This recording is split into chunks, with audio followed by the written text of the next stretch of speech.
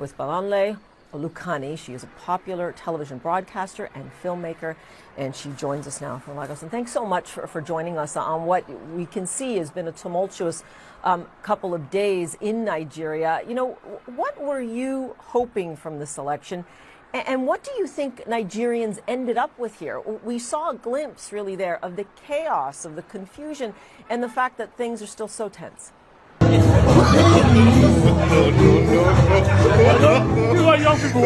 Yeah, so I think when it comes to what were we hoping, INEC, the body that is conducting the elections, passed an electoral act in 2022.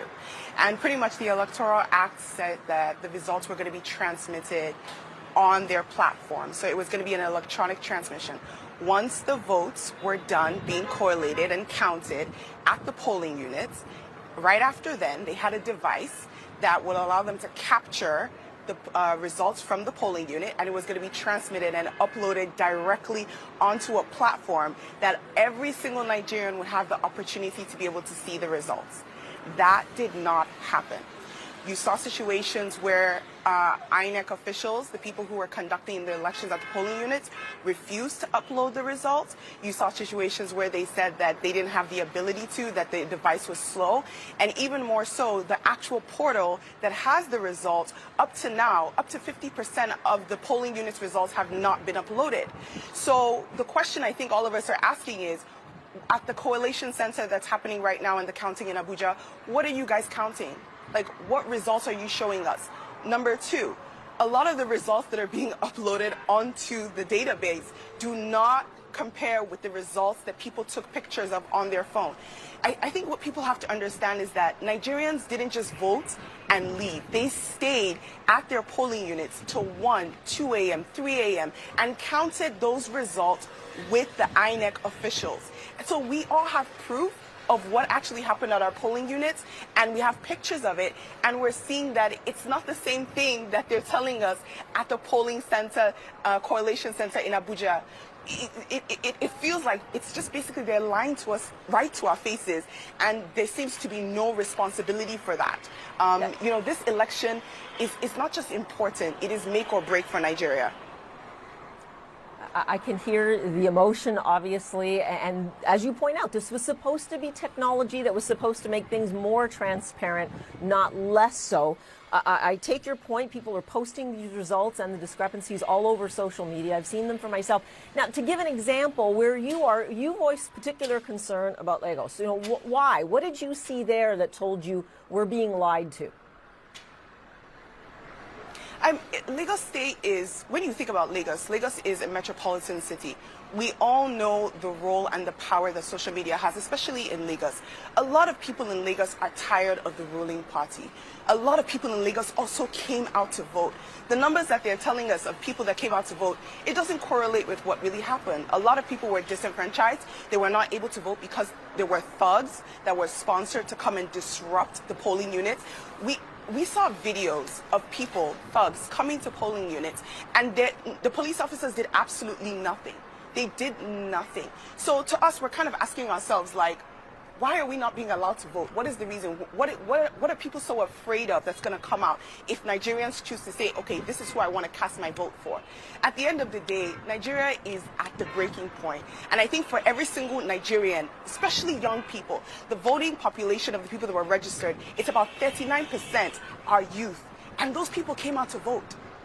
They came out to vote. The numbers are not correlating with what they said. Not only that, this afternoon, we actually had PDP, which is one of the opposition parties, and they didn't even win Lagos. They specifically said that the numbers that INEC presented does not correlate with with the amount of people that came. They have different numbers. Because what you guys need to understand is that at the end of the day, all the parties, they made sure that they were doing their own counts. Because we all knew that INEC was going to do something like this.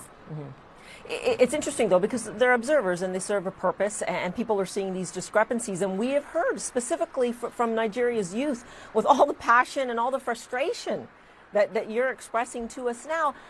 And what happens now, I have to ask you? This election has clearly fallen short so far, and yet you know that the Nigeria's Electoral Commission has already said no way, we're not doing a redo here. As far as we're concerned, you know, they've rejected the claims from the opposition parties saying, look, these elections have been fair. They've been fine. We will continue to tally the votes.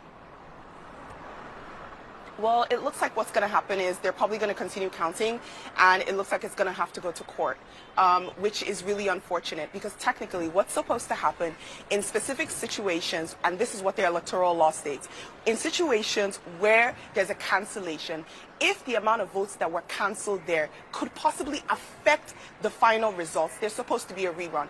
A lot of the polling units, the amount of votes that were canceled is going to affect the final results. So what is really interesting is to see how we're supposed to be in a democracy. They're the ones that passed they're the ones that drafted the Electoral Act, but yet they seem to not be adhering to it.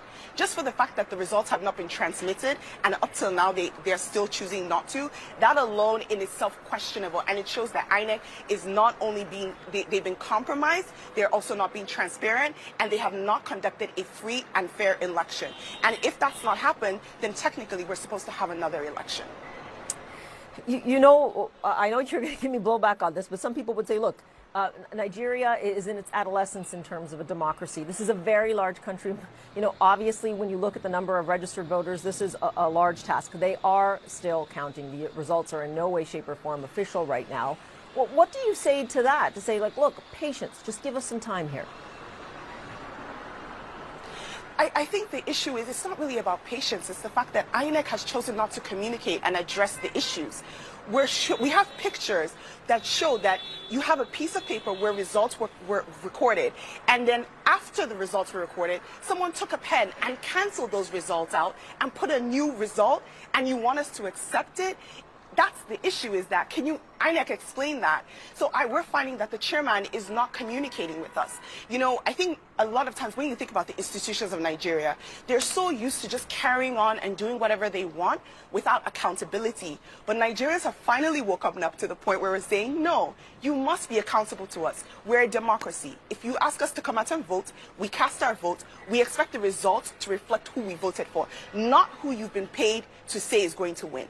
So there has to be accountability. If not, the INEC chairman needs to go ahead and step down and resign. If he's unable to do his duties based on what he's supposed to, it says independent, it's the Independent Electoral Commission. It doesn't feel like they're being independent right now. And we see you and other people in Nigeria, the youth in particular, demanding their franchise from the Electoral Commission. You know, a lot of this is born of the unexpected results of Peter Obi, who I believe you support. He is the next generation, as it were, and yet it seems like a 70-year-old from the ruling party right now is in the lead. What do you think it will mean here if indeed there isn't that generational shift? And what is Nigeria's youth looking for in terms of this perhaps being more of a movement that will continue, not just for this election? The movement has already started. You know, you have to, when you think about where this came from NSARS, and this came from us finally demanding that we're treated as citizens of our country. And Nigerian youth are finally involved in politics. So it's not going to be going down. We're not going back, no matter what happens. In terms of, you know, the potential of having Bola Ahmed Tinubu as the president, I think a lot of Nigerian youth are worried about his health. We're worried about his ability to be able to rule Nigeria. We've been ruled by so many people who are much older, and they don't seem to be willing to accept or understand what it is that we need. But even more important, what we're looking for is a competent leader.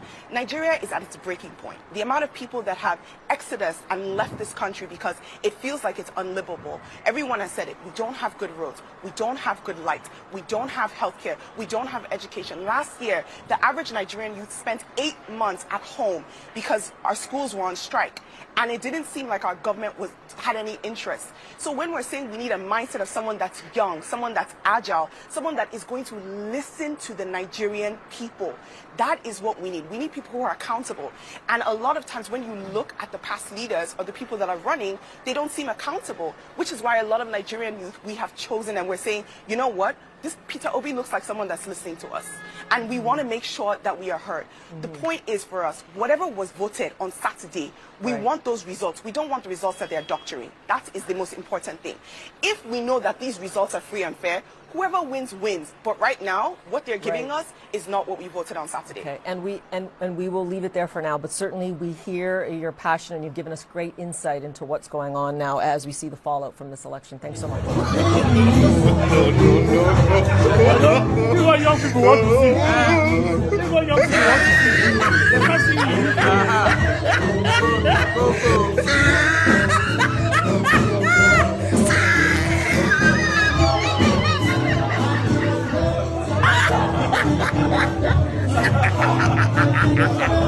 He tried it.